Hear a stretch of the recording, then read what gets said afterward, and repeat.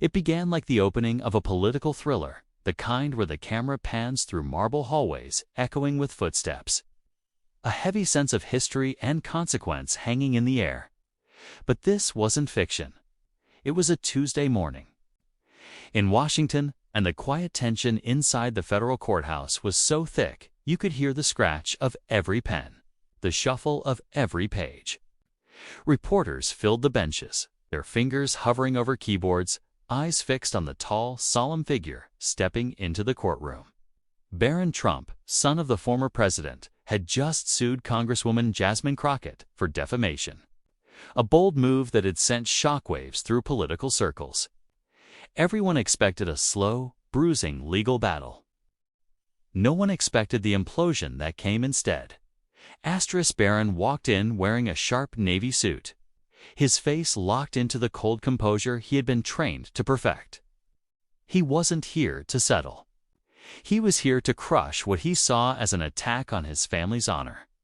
Crockett sat across the aisle, her hands folded calmly, though her eyes burned with the quiet defiance of someone who had been underestimated too many times. She knew what the headlines would say if she lost. She knew the personal cost. But she also knew she had something Barron didn't: the truth, and a witness who could wield it like a lightning strike. The opening statements dragged the air tighter. Barron's lawyers painted him as a victim of a political smear, targeted solely because of his last name. They spoke with the polished cadence of those who win cases by sheer rhythm, building a narrative of injustice and betrayal. But when Crockett's attorney rose, the mood shifted. He spoke of accountability, of hidden actions behind the polished public image, of the dangers of power left unchecked. Still, it was clear that without hard evidence, these words would just be political theater. That evidence walked into the room the following afternoon. A woman in her mid-40s, wearing a simple gray blazer and no makeup, stepped up to the witness stand. Her presence was understated, but her eyes were steady, unshaken by the dozens of cameras aimed at her. No one recognized her until the attorney introduced her, Ms. Evelyn Carter, former senior aide to the Trump family's private legal team. You could feel the air shift. Barron's attorneys stiffened. Even Barron's expression cracked. For the briefest moment, the attorney asked one question. Evelyn's answer took 9 seconds. Just 9 seconds to detonate the foundation of Barron's case. Mr. Trump personally approved the statement attacking Ms. Crockett, she said, her voice unwavering. And he did so knowing it was false. It was as if the words reverberated through every marble pillar of the courthouse. 9 seconds. That's all it took. Barron's attorneys scrambled, objecting, challenging, but the damage was done. The court fell into an electric silence, the kind that follows a moment everyone knows will be replayed in history. The reporters didn't even look at their keyboards anymore. Their eyes were wide, their minds already writing the headlines. Barron sat frozen, his hands clasped so tightly the knuckles whitened. For years, his family had fought accusations, spinning them into political battles they could control. But here, in this quiet courtroom, the spin collapsed.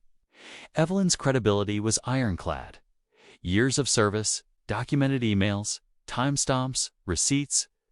Every shred of it pointed to one fact. Barron's lawsuit wasn't an act of defense. It was an act of deception. The judge adjourned for the day, but the verdict was already written in the court of public opinion. Outside, the press swarmed, shouting questions at both sides. Crockett didn't gloat. She simply said, "The truth doesn't need volume, it just needs daylight." Her words spread like wildfire, clipped and shared millions of times and hours. In the weeks that followed, Barron quietly withdrew the lawsuit. His legal team issued a carefully worded statement, heavy on ambiguity, light on admission. But the moment couldn't be erased. That 9-second testimony became a symbol. Proof that legacies built on fear and power could be cracked open by the simplest thing. Someone willing to speak. Asterisk. Oh man. That's what made it bigger than just illegal. Battle, it wasn't just about Barron Trump or Jasmine Crockett anymore.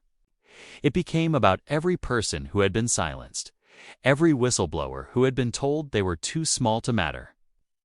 Evelyn Carter didn't just end a lawsuit. She reminded the country that truth, once spoken, can't be shoved back into the shadows. Asterisk. In the end, the story wasn't about the fall of a name.